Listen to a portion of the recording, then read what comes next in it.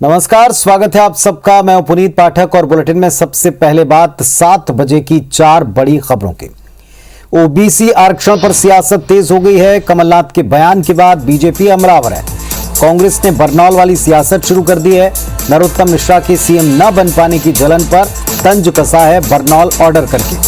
वहीं बैतूल में एक सिरफिरे ने पुरानी रंजिश के चलते घर में घुसकर फायर किया, 3 की मौत हो गई। खुद भी उसने अपने आपको गोली मार ली। हत्याकांड के बाद आरोपी आत्महत्या कर चुका है। बैतूल में कार और बाइक में भीषण भिड़ंत हो गई।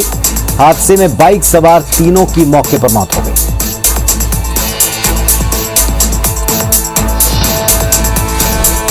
चलिए खबरें विस्तार से देखते हैं। मध्य प्रदेश में SC ST OBC वर्ग के मुद्दे पर लगातार सियासत हो रही। पूर्व मुख्यमंत्री कमलनाथ के आरोपों पर मुख्यमंत्री शिवराज सिंह चौहान ने जमकर पलटवार किया। मुख्यमंत्री ने कहा कि जितना नुकसान कांग्रेस ने ST SC OBC वर्ग का किया, कोई और कर ही नहीं सकता। साथ ही कहा कि पिछड़े वर्ग को केवल वोट बैंक की तरह इस्तेमाल किया, केवल उनके वोट बैंक के लिए अध्यादेश जारी किया और बाद में खुद स्टे कराया। सीएम ने बीजेपी को कमजोर वर्गों का हितैषी बताया। बीजेपी पिछड़ा वर्ग मोर्चा प्रदेश अध्यक्ष भगत सिंह कुशवाहा ने आज एक प्रेस कॉन्फ्रेंस की और कहा कि बीजेपी के राज में पिछड़ा वर्ग को सम्मान मिला है। पिछड़ा वर्ग के 27 सांसदों को मोदी कैबिनेट में जगह मिली है। वहीं कांग्रेस ने पिछड़ा वर्ग को हमेशा वोट बैंक की तरह इस्तेमाल किया। वो जानते थे कि इसमें कुछ नहीं होना है और उन्हीं की सरकार में स्टे मिला कोर्ट में। अब पिछड़े वर्ग के हितैषी होने का नाटक कर रहे हैं। भारतीय जनता पार्टी हमेशा कमजोर वर्गों के साथ रही है। नवगठित मंत्रिमंडल में पिछड़ा वर्ग समाज के 27 सांसदों को मंत्री पद प्रदान करने पर भारत के प्रधानमंत्री आदरणीय श्री नरेंद्र मोदी जी का आभार। मध्यवर्ती सरकारें तो जाति के आधार पर बनी, किंतु किसी भी सरकार ने देश के अंदर रहने वाले पिछड़ा वर्ग समाज की चिंता नहीं की, केवल उन्हें वोट बैंक समझा। मध्य प्रदेश में बरनौल की सियासत भी हो रही है। कांग्रेस नेता नरेंद्र सलूजा ने शॉपिंग साइट से गृह मंत्री नरोत्तम मिश्रा को एक बरनौल की ट्यूब खरीद कर भेजी है। बरनौल की दोनों ट्यूब गृह मंत्री नरोत्तम मिश्रा के सरकारी बंगले B64 इमली के पते पर भेजी गई हैं। नरेंद्र सलूजा ने बताया कि नरोत्तम मिश्रा आए दिन पूर्व मुख्यमंत्री कमलनाथ को भला बुरा कहते हैं। शायद नरोत्तम मिश्रा को कमलनाथ के नेक काम से जलन है। नरेंद्र सलूजा ने यह भी कहा कि जलन तो नरोत्तम मिश्रा को सीएम न बन पाने की वजह से मुख्यमंत्री शिवराज सिंह चौहान से भी है, इसलिए ये दोनों ट्यूब नरोत्तम मिश्रा के लिए बेहद उपयोगी होंगी। उधर बीजेपी महामंत्री रजनीश अग्रवाल ने कहा, हमारी सरकार बेहतर काम कर रही है, इसीलिए जलन तो कांग्रेस को हो रही।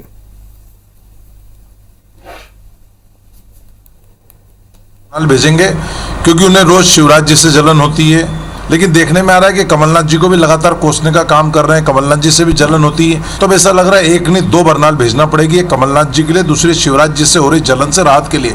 तो हमने आज अमेजॉन से 2 बरनाल का ऑर्डर किया है, वो नरोत्तम मिश्रा जी के घर भेजिए। 15 महीने में जो बीता वो तो सबके सामने है ही, क्योंकि 15 महीनों में उन्होंने जिस प्रकार की सरकार चलाई, लूट मचाई, और उसके बाद में जब सरकार फिसल गई तो आज केवल तड़पन है, जलन है। इसलिए बरनाल लगाओ तो ठीक, नहीं लगाओ तो ठीक, उनकी तो जलन बरनाल से भी दूर नहीं होने वाली। और इस वक्त हमारे साथ इस विषय पर, इस मुद्दे पर बातचीत करने के लिए दुर्गेश केसवानी साहब भारतीय जनता पार्टी से जुड़ गए। दुर्गेश जी, आजकल बरनौल को लेकर भी पॉलिटिक्स हो रही है। 2 बरनौल खरीद कर भेजी गई गृह मंत्री जी को कांग्रेस के द्वारा। मुझे लगता है कि जब से माननीय सिंधिया जी ने केंद्र में मंत्री पद संभाला है और जो एक फोबिया में कांग्रेस चल रही थी, तो वो उसी तारतम्य में माननीय गृह मंत्री जी ने कहा था कि आप सिर्फ और सिर्फ ये बातें करते रहिए, आपको बरनाल की जलन बरकरार रखिए, हम उसके लिए आपको बरनाल लगाना चाहिए। तो आज इस तारतम्य में अगर कांग्रेस ने बरनाल भेजी तो आज जरूरत किसको है पुनीत जी, इस बात को सोचना चाहिए कि 15 महीने के कार्यकाल में आप न जनता के हित का कोई काम कर पाए, न कोई कार्य हुआ, न जनता की दुख में, न जनता के दर्द में, न जनता की तकलीफ में आप कहीं खड़े रहे, और जब आप विपक्ष में हैं तो भी वही बातें करते हुए नजर आ रहे हैं। मुझे लगता है कि कांग्रेस के नेताओं के पास कोई मुद्दा नहीं रह गया है, कोई बात नहीं रह गई है। वो सिर्फ और सिर्फ इन बातों को लेकर राजनीति करना चाहती है और वो सब दिख रहा है प्रदेश की जनता को। जब कोविड जैसे कार्यकाल में आप जनता के बीच में नहीं रहे, जनता की लड़ाई नहीं लड़ी, कोई एक फोटो जारी नहीं हुआ कांग्रेस के राहुल गांधी जी से लेकर कमलनाथ जी तक कि हमने जनता की सेवा की। और अब वो सिर्फ और सिर्फ राजनीतिक बातें करके बरनौल से ही राजनीति करना चाहते हैं। चलिए, कांग्रेस पार्टी से अजय सिंह यादव साहब भी जुड़ गए हैं। अजय जी, कांग्रेस पार्टी को जलन है, इसीलिए बरनौल की बात की थी गृह मंत्री जी ने, लेकिन कांग्रेस ने तो भेजी दी। देखिए पुनीत जी, जिस तरह से सरकार के गठन होने के समय से नरोत्तम मिश्रा जी की अति महत्वाकांक्षा कि किसी तरह से प्रदेश के मुख्यमंत्री बन जाए, ये किसी से छुपी हुई नहीं है। उसके बाद भी सत्ता परिवर्तन के पूरे खेल के सबसे बड़े खिलाड़ी नरोत्तम मिश्रा रहे, लेकिन उन्हें कुछ हासिल नहीं हुआ। मुख्यमंत्री शिवराज सिंह चौहान बन गए और वो लगातार नरोत्तम जी की उपेक्षा कर रहे हैं। 4 दिन पहले इंदौर में जब नरोत्तम मिश्रा जी प्रभारी मंत्री बनते हैं, उसके पहले पूरा मंच लूट के ले गए शिवराज सिंह चौहान जी, कोरोना योद्धाओं का सम्मान, जिसमें नरोत्तम मिश्रा जी को बुलाया तक नहीं। तो ऐसे में जलन होना स्पष्ट दिखाई देती है। दूसरी तरफ ग्वालियर चंबल के बड़े नेता हैं, ग्वालियर चंबल के बड़े नेता नरोत्तम मिश्रा जी, एक तरफ नरेंद्र सिंह तोमर केंद्र में मंत्री थे, अब उनसे वरिष्ठ नेता ज्योतिरादित्य सिंधिया भी हो गए। तो नरोत्तम मिश्रा अपने इलाके में भी जूनियर होते जा रहे हैं। तो इस बात की राजनीतिक क्षेत्र में जलन स्वाभाविक है, और ये जलन की राजनीति की परंपरा तो नरोत्तम मिश्रा जी ने ही सिखाई है कि राजनीति में जलन आपकी बात का उत्तर देना चाह रहे हैं दुर्गेश जी। उनको जलन हो रही है और हमने बरनौल भेजी है। मुझे लगता है पुनीत जी, मेरे कांग्रेस के साथी सिर्फ और सिर्फ बातों से ही राजनीति करना चाहते हैं। ये लूट खसोट की जो बातें कर रहे हैं, ये कांग्रेस के मंत्री जनता के बीच में आके कह गए थे कि दिग्विजय सिंह जी लुटेरे हैं, उनको लूट के विषय में उन्होंने ये बात की थी। आज मेरे मित्र जो माननीय नरोत्तम जी की बात कर रहे हैं, नरोत्तम जी भारतीय जनता पार्टी के नेता हैं, कार्यकर्ता के रूप में वो कार्य करते हैं, इसलिए शायद कांग्रेस के लोगों को जलन हो रही है। प्रतिस्पर्धा का जो मामला है वो कांग्रेस के लोगों में आज तो कांग्रेस की लड़ाई ये देखी जा रही है कि राहुल भैया कहाँ हैं, सुरेश पचौरी जी कहाँ हैं, दिग्विजय सिंह जी कहाँ हैं। एक लंबी नेताओं की, देखिए हम नरोत्तम मिश्रा जी की तकलीफ समझते हैं और उनकी तकलीफ को नरोत्तम जी कार्यकर्ता के भाव से पार्टी में बरनौल भेजी है और नरोत्तम मिश्रा जी संयम रखें, घबराए नहीं। राजनीति में इस तरह की दम होते हैं, जैसा करनी वैसी भरनी। उन्होंने जिस तरह चलिए कुल मिलाकर प्रदेश की जनता को अपने मुद्दों पर उत्तर चाहिए, लेकिन यहाँ बरनौल एक दूसरे को भेजी और कही जा रही है कि हम भेजने वाले हैं। जलन किससे है, इससे ज्यादा जनता को दिक्कत इस बात से कि उनके मुद्दों पर कौन असल मुद्दों पर बात कर रहा है। शुक्रिया आप दोनों का चर्चा में जुड़ने के लिए। मध्य प्रदेश कांग्रेस अध्यक्ष कमलनाथ दिल्ली लौट गए हैं। कांग्रेस आलाकमान ने उनको पंजाब कांग्रेस में सत्ता और संगठन के बीच में जो तनातनी है, इसे खत्म करने की जिम्मेदारी सौंपी है। इस बीच कांग्रेस के तमाम संगठन से जुड़ी बैठकें नहीं हो पाई हैं। दरअसल मध्य प्रदेश में संगठन को मजबूत करने कमलनाथ ने सबसे पहले मंडलम कमेटियों और सेक्टर कमेटियों को कसने का निर्देश दिया था। इसी क्रम में कमलनाथ ने हाल ही में मंडलम सेक्टर कमेटियों की समीक्षा की। जल्दी मंडलम सेक्टर कमेटियों के अध्यक्ष के साथ एक मीटिंग होनी थी। कांग्रेस के सीनियर विधायक पीसी शर्मा ने बताया कि जब तक पार्टी की मंडलम कमेटियां मजबूत नहीं होंगी तब तक पार्टी की जीत तय नहीं हो पाएगी। पीसी शर्मा ने दमोह उपचुनाव में जीत का श्रेय भी मंडलम और सेक्टर कमेटियों को ही दिया। बीजेपी कहती है कि कांग्रेस बीजेपी संगठन के मुकाबले कहीं खड़ी नहीं हो पाएगी। स्थितियाँ ठीक है और दमोह का चुनाव मंडलम सेक्टर का रिजल्ट है, जिसमें कांग्रेस 17,000 से ज़्यादा वोटों जीते और अब कोई भी चुनाव 25-50 हज़ार से कम कांग्रेस मध्य प्रदेश में नहीं जीतेगी। काहे की कांग्रेस अपना अध्यक्ष पद पर मनोनयन नहीं करवा पा रही है, अध्यक्ष पद का चुनाव नहीं करवा पा रही है। कभी माँ कभी बेटा, कभी बेटा कभी माँ। तो एक ही परिवार में से आपस में अदला बदली अध्यक्ष पद पर नहीं हो पा रही, एआईसीसी की नहीं बन पा रही, पीसीसी अध्यक्ष और एलओपी दोनों कमलनाथ जी 1.25 साल से बने बैठे हैं।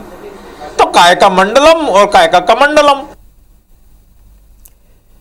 मध्य प्रदेश में प्रदेश कांग्रेस कमेटी के पुनर्गठन की सुगबुगाहट फिर तेज है। दरअसल कांग्रेस के सीनियर लीडर सज्जन सिंह वर्मा ने हाल ही में बयान दिया था कि जल्द ही प्रदेश कांग्रेस कमेटी में एक बड़ा बदलाव होगा, नए चेहरों को पार्टी में मौका मिलेगा। इसके बाद से प्रदेश कांग्रेस कमेटी में जगह पाने दावेदारों की लॉबिंग शुरू हो गई।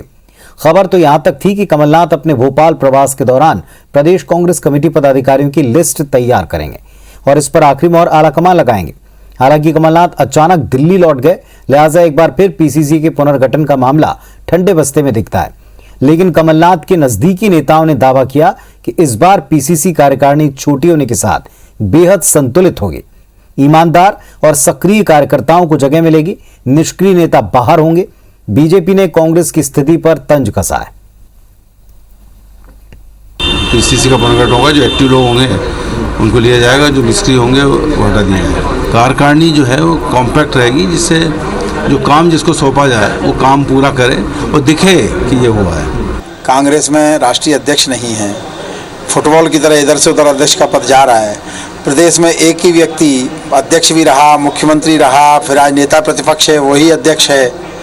अब किस तरफ गाड़ी जाने वाली मुझे नहीं मालूम, उनका अंदरूनी मामला है। नकुलनाथ बनेंगे कि जयवर्धन बनेंगे, पहले इस पर संघर्ष पूरा हो जाए तब पुनर्गठन होगा। नेमावर में हुए हत्याकांड में 5 लोगों के पीड़ित परिवारों को न्याय दिलाने के लिए भीम आर्मी के राष्ट्रीय अध्यक्ष ने अब मोर्चा संभाला। भीम आर्मी के चीफ चंद्रशेखर आजाद अपने साथ सैकड़ों लोगों के काफिले को लेकर नेमावर पहुंचे। इसके पहले देवास मुख्यालय पर चंद्रशेखर आजाद ने ये बयान दिया, कहा कि मैं दिल्ली से ये बताने आया हूं कि पीड़ित परिवार जब न्याय चाह रहा है तो न्याय क्यों नहीं दिया जा रहा। सरकार कोई भी हो, आम व्यक्ति को न्याय जरूर मिले। ये जनता है, लोकतंत्र है, मुख्यमंत्री को न्याय देना पड़ेगा। मैं खुद आऊंगा, साइकिल यात्रा छोड़कर मुख्यालय समेत मुख्यमंत्री आवास का घेराव किया जाएगा। मामले में उन्होंने सीबीआई जांच की मांग दोहराई। ये सरकार को भी हम जानते हैं और ये अधिकारी कर्मचारियों को भी। हम जनता, हम मालिक हैं। अगर न्याय नहीं मिलेगा तो मध्य प्रदेश नहीं चलेगा और मुख्यमंत्री चैन से नहीं सोएगा। मैं खुद आऊंगा, साइकिल यात्रा छोड़कर मुख्यमंत्री का घेराव करेंगे। जब तक सीबीआई जांच नहीं होती, ये आदेश नहीं देते, तब तक हमारा आंदोलन जारी रहेगा। सारे मुख्यालयों में और मुख्यमंत्री आवास के घेराव का हमारा आंदोलन जारी रहेगा। भोपाल के हुजूर विधानसभा क्षेत्र के विधायक रामेश्वर शर्मा ने आज शहर के कोलार क्षेत्र के तहत आने वाली एक सड़क के निर्माण कार्य का भूमि पूजन किया। इसका नाम मृतक कार सेवक कोठारी बंधुओं के नाम पर रखा जाएगा। इस बारे में विधायक का कहना है कि हमने राम मंदिर बनाने की काफी लंबी लड़ाई लड़ी है। जिस तरह से आजादी की लड़ाई के लिए भगत सिंह पूजे जाते हैं, ठीक उसी तरह राम मंदिर बनाने की लड़ाई में अपनी जान देने वाले धर्म योद्धा भी पूजे जाएंगे। विधायक ने कहा कि वो सीएम से मांग करेंगे कि जिन भी गांव में नौजवानों ने राम मंदिर की लड़ाई में अपनी जान गंवाई, उनके गांव के पार्क और मार्ग का नाम उन धर्म योद्धाओं के नाम पर रखा जाए। धर्म योद्धा हैं जो राम के लिए लड़े, जो घनश्याम के लिए लड़े, जो बाबा विश्वनाथ के लिए लड़े, इन सबको भी हर हमेशा याद रखा जाएगा। ज्योतिरादित्य सिंधिया को टीम मोदी में जगह मिलने के बाद मध्य प्रदेश में शिव ज्योति एक्सप्रेस और तेज गति से दौड़ेगी, जिससे प्रदेश और लोगों को फायदा होगा। ये कहना है शाहजहांपुर जिले के नवनियुक्त प्रभारी मंत्री बृजेंद्र सिंह यादव का। प्रभारी मंत्री बनने के बाद बृजेंद्र सिंह यादव पहली बार शाहजहांपुर आए। बीजेपी कार्यकर्ताओं ने उनका जमकर स्वागत किया। उन्होंने बीजेपी कार्यालय में कार्यकर्ताओं को संबोधित भी किया। मीडिया से बातचीत में कहा कि शिवराज सरकार की योजनाओं को प्रभावी तरीके से क्रियान्वयन हो, इस बात पर उनका फोकस है। सिंधिया के केंद्रीय मंत्री बनने से प्रदेश को केंद्र की योजनाओं का लाभ और ज्यादा मिलेगा। एक्सप्रेस को और तेज गति मिल जाएगी, तो आप हमें ये उम्मीद है कि हम केंद्र से और सारी योजनाएं लाएंगे। माननीय सिंधिया जी हैं और हमारे जो मंत्रीगण बने हैं केंद्र में, और हमारे प्रदेश का और सचमुच विकास होगा। मैं पूरा प्रयास करूंगा कि जो मुझे जिम्मेवारी मिली है और जो मेरे पास विभाग है, मैं इस क्षेत्र के लिए, इस जिले के लिए कुछ नया करके जरूर। चलिए देखते हैं big news.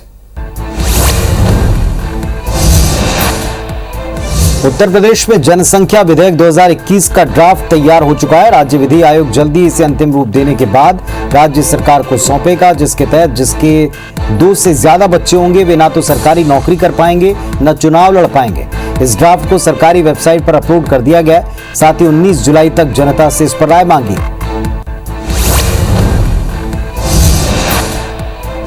WHO Bharat biotech की कोरोना वैक्सीन कोवैक्सीन को इमरजेंसी इस्तेमाल की लिस्ट में शामिल करने को लेकर अगस्त के पहले सप्ताह में फैसला कर सकती है। भारत में इस वैक्सीन को इमरजेंसी यूज की अनुमति मिली है। WHO की प्रमुख वैज्ञानिक सौम्या स्वामीनाथन ने एक वेबिनार को संबोधित करते हुए कहा कि हम कोवैक्सीन की समीक्षा कर रहे हैं।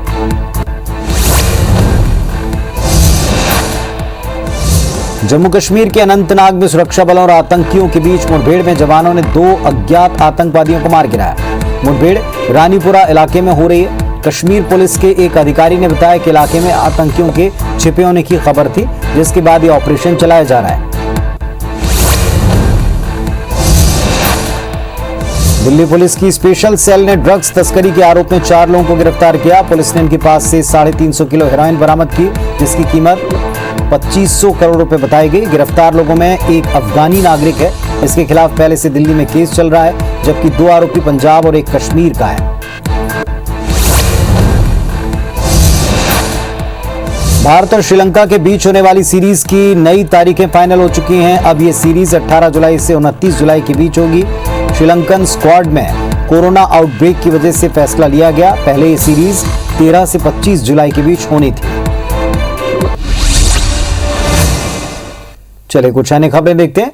मध्य प्रदेश में कोविड संक्रमण भले ही कम दिखता हो, लेकिन कोरोना के बदलते स्वरूप ने सरकार को, स्वास्थ्य महकमे को लगातार चिंता में डाल के रखा है। खासतौर पर डेल्टा प्लस वेरिएंट को लेकर प्रदेश में अब भी अलर्ट है। प्रदेश में जीका वायरस की भी एंट्री हुई, इसको लेकर भी अलर्ट है। इस बारे में चिकित्सा शिक्षा मंत्री विश्वास सारंग कहते हैं कि वायरस के अलग अलग वेरिएंट सामने आ रहे हैं, सभी से कोविड प्रोटोकॉल का पालन करते रहने की अपील की। मंत्री सारंग ने कहा कि लगातार बड़े पैमाने पर टेस्टिंग की जा रही है, जीनोम सीक्वेंसिंग के लिए सैंपल्स भेजे जा रहे हैं।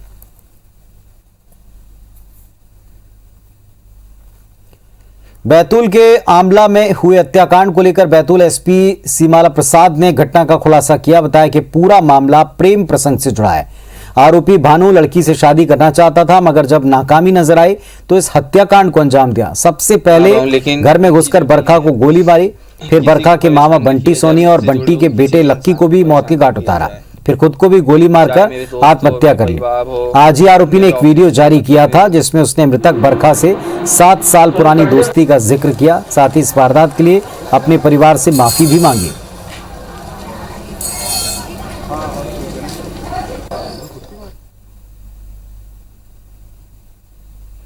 तो इस बुलेटिन में फिलहाल इतना ही। खबर अपडेट्स के लिए आप देखते रहें IBC 24। नमस्कार।